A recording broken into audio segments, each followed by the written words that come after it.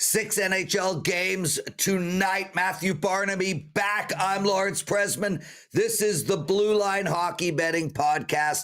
We're going to tell you exactly how to make money from every single one of those hockey games. Matthew Barnaby, how are you, my friend? You were missed yesterday. It was a 7.5-minute show. Did it all by myself. And you know what? I enjoyed it. You know what? It was nice to have a day away from you, and I didn't miss it. I watched it, and I was 2-0 with my picks. We'll take sending in picks if they're winners. So, yeah, St. Louis money line. Crushed them. They obviously covered that, and then the Toronto Buffalo under 4-0. We will take that. So nice to be back here today. Absolutely. And guys, before we get into it, 1 p.m. Eastern time Friday, mark that down, put it in your calendar. We're doing a live show. Me, Matthew Barnaby, Brad May, Jeremy Roenick, Andrew McGinnis from Puck Time, Andy Lang, if he wants to join, it's his decision. Make sure to put that in your calendar. No pressure there. No pressure there. I'm watching Andy on the bottom of the screen laughing hysterically. 1 p.m. Eastern, everyone, live. And you guys can ask questions, and your questions can be, what did it feel like to score 1 goal in 14 years, Matthew? That would be a fair question. It would, but between the two of us, we have 1 hat trick in the Stanley Cup playoffs, and not you. Yes, we do. No, I was part of that, Matthew. It's between the two of us. You got a hat trick? You got a hat trick in a playoff game? Mother's Day, 3 straight goals. Mother's Day, 1998. My son was born May 2nd. May 10th was Mother's Day. And 3 goals against the Montreal Canadiens. Yes. So we got it. Now I need to know. What did you and what do people do with all those damn hats? They get collected and they're brought actually to Lost and Found, I believe, so people can actually go pick them up after the game. Okay. Yeah, I think I took one. I wore it around when I was named first star. I also had an assist in that game, 4 points. I have the hat at home somewhere. I got the stick. Obviously, the 3 pucks are in a frame. Nice. So yeah, it was a great day. There you go, guys. And Matt's going to get a hat trick tonight in sports betting. Winnipeg playing Anaheim. Matt, this is a straight take the dog and hold your nose type of a game here. Winnipeg is done. They're playing with nothing. We have already witnessed these teams that are in position. None of their stars are coming out to play. No chance Connor is in net. No chance Scheifele's on the ice. There's just no reason for Winnipeg to play this game. So I have 2 questions. 1, who do you bet? And 2, why the hell is Winnipeg minus 270? Is Anaheim resting their stars? Wait, I don't even know if they have any. Explain. I don't get it. I'd love to explain it. I don't understand it. That's why a lot of these games, you can find value in this one. Guys aren't going to be playing their stars. You look at Montreal; they're going to be playing. Are the Hurricanes? No, they're going to be laying an egg as well. So no, the Ducks at plus 220. I'll take those all day long. They got some young kids that want to play and they're excited. They're excited because they only have a game left to play, and then they're going on vacation. So they're going to be going full throttle, taking chances, shooting from everywhere, and they got some kids that can score goals. This is nothing for Winnipeg. Minus 270 does not make sense at all. Yeah, a huge value on Anaheim. We are completely on the same page here. And hats off to Winnipeg, playing St. Louis in the first round. Matthew and I will discuss that in great detail with a whole bunch of guests on Friday, 1 p.m. Eastern, live. Yeah, so we're on the same page on this Anaheim team, plus 220. And Matthew, I think if people want to bet Anaheim, I think they got to bet it right now. I think this line is going to get worse and worse as the day progresses. I think we're going to see this come down substantially. So here we have the only game of substance tonight and an absolute monster. Montreal playing Carolina, and Montreal is now minus 115. And, you know, Matthew, everything in my body is saying take Montreal, take Montreal. This is an absolute must-win game. Their entire playoff rests on them getting a point here. And this is a team that has shown that they can win games. And Carolina, like Winnipeg, they're not sending anybody out. But we have a grain of salt here. Montreal needed to beat Chicago, and they were in, and this game would have been meaningless. Martin St. Louis even said, this is the most important game of the year. Then they go out and lose. How can we trust the Habs tonight against a depleted Carolina team? And they were fortunate to get that point. They scored on a power play with 3 minutes left in the game. So very fortunate to get that point. Man, how good did Demidov look? Man, does that kid look like he is going to be a stud. First 5 shifts, a goal and an assist, and was electric. So I'm on the Canadiens. I'm with you. I think the Hurricanes called up 5 players from their farm team. Skylar Brindamore, Rod Brindamore's son, is going to be playing tonight, which is pretty awesome. Awesome for his dad and for Skylar. So good on him. I'm on Montreal. I'm on the under. I think this is a tight scoring game, but I think Montreal wins this one 3-1, 3-2. Yeah, and I agree with you 100%. You know, I have to look at Montreal here. There's simply no other way. You got one team that is just going to come out gangbusters, firing on all cylinders, and you got another team that'll be like, I don't really care what you do. Go ahead, do what you do. Like, we'll be over there having a meeting. Matthew Barnaby, Lawrence Presman, you're watching the Blue Line Hockey Betting Podcast. Guys, hit that like button, please. Subscribe to our channel, please. Make sure to comment. We love reading the comments. The word for today, Clipagaius. Just throw that word up and let's see all the different spellings you can come up with. Clipagaius. That's the word for today. In case you want to comment, but you have nothing to comment with, just type that word in. Clipagaius. Okay. Clipagaius. It means nice round buttocks. In case you did not. Yes. Wow. Yes. Not what I was bargaining for this morning at 10:15 in the morning. Well, I know because when I walk down the streets, men scream, Clipagaius! No. I'm sure they yell something else. That's never happened ever. New Jersey playing Detroit, Matt. Whatever, whoever. Got to look at the over here. Yeah, I mean, it passed for me too. But if a gun is held to my head, it's the over in this game. But yeah, pass as well. And Dallas and Nashville, you know, Dallas plus 135. Again?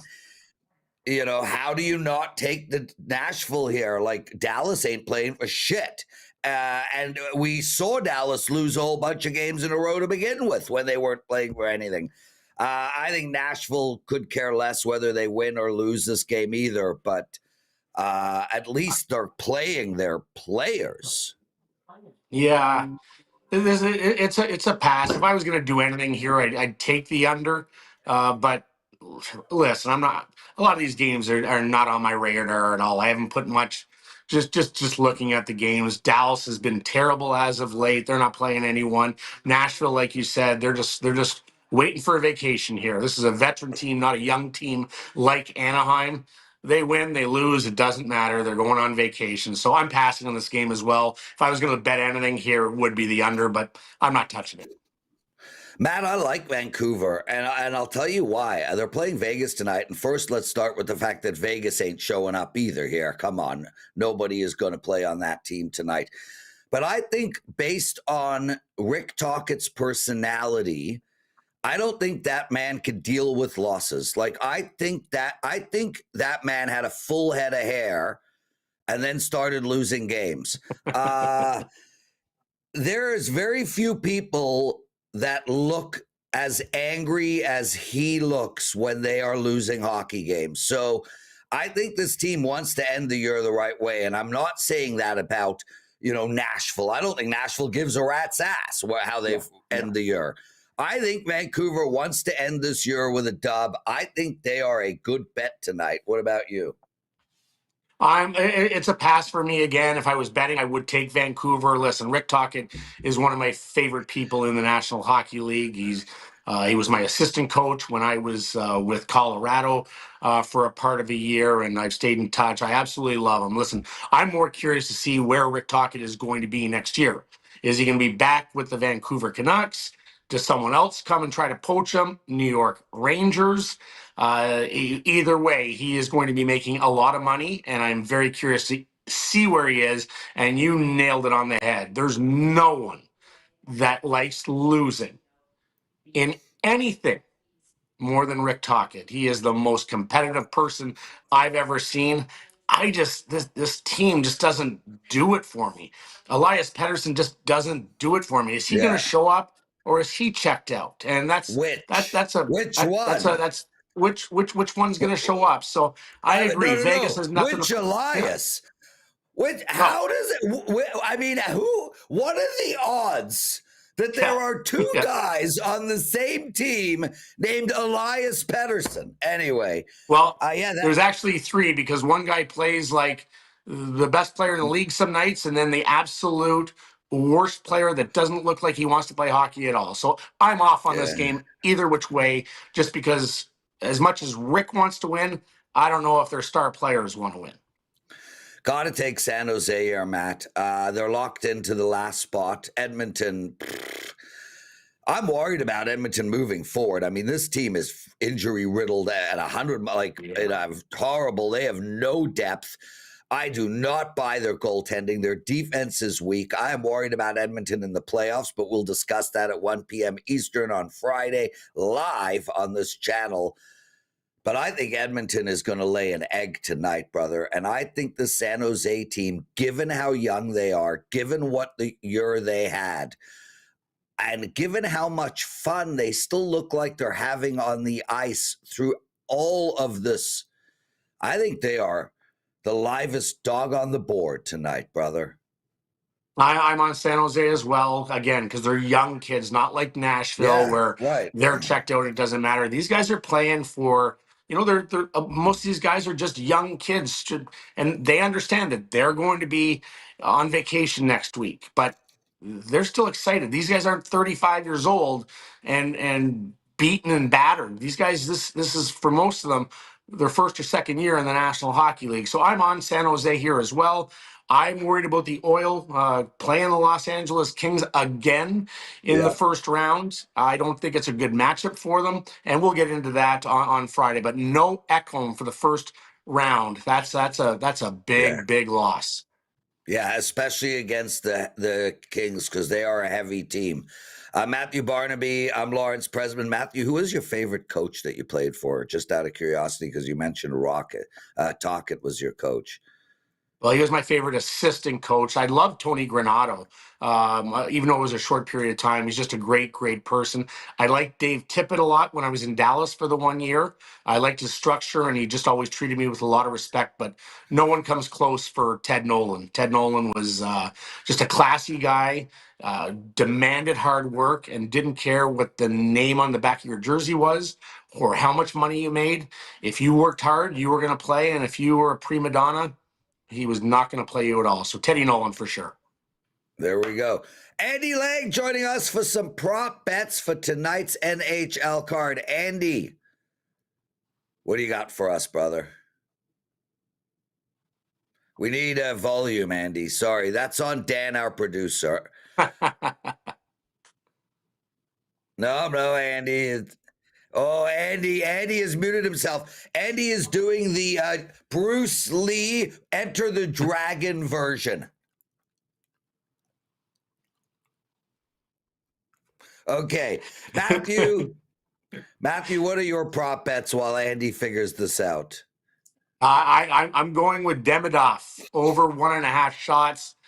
He was just electric and lived up to the billing. Now we know why so many fans were at the Montreal airport welcome him to Montreal. So I'm on the over for that. And also Cole Caulfield over 2.5 shots. I think their power play is going to be buzzing. You know who hasn't looked good for them lately?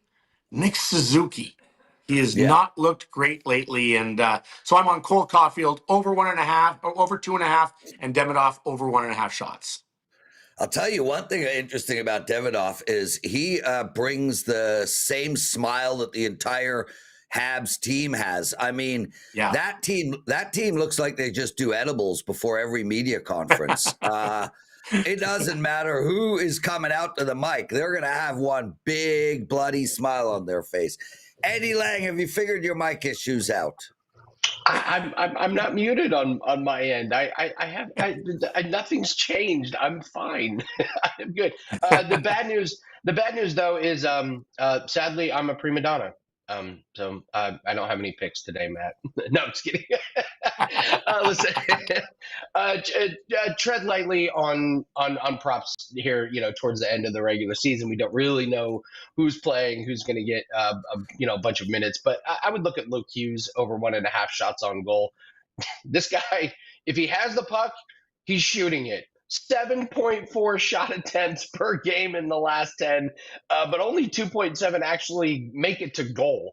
So he's not very efficient with there, but we'll take the volume. It's a small sprinkle. Wait until we get to the playoffs where we have some more trends and we have teams that are really, really dialed in. So just a small play, nothing too big. Celebrating Rasmus Andersson. Matt, he went under his shots on goal. He hit the post on a breakaway last night, and that doesn't count as a shot on goal, which is the strangest thing in all of prop betting. In hockey, if you hit the post, that is not a shot on goal. It makes no sense. It makes no sense whatsoever. It literally hits part of the goal, and it doesn't count as a shot on goal. But it's our first loss in 2 weeks on Rasmus Andersson. Shout out to him. You've done a great job building our bankroll. Appreciate the great year, buddy.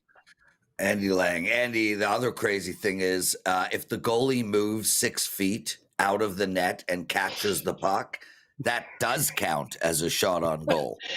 They deem it if it would have gone in the net if the goalie didn't block it. That's how they rule it. But the post thing, I will never get over. Matt, I will never get over that one. I don't get it either.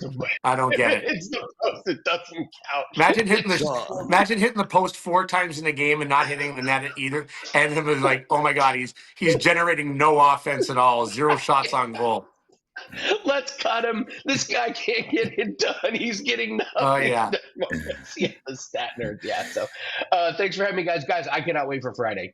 I seriously cannot wait for Friday. What a great show. And yes, I will absolutely be there for the entire time. Awesome. Okay, Andy Lang, everyone. Awesome show today, guys. Thanks for watching.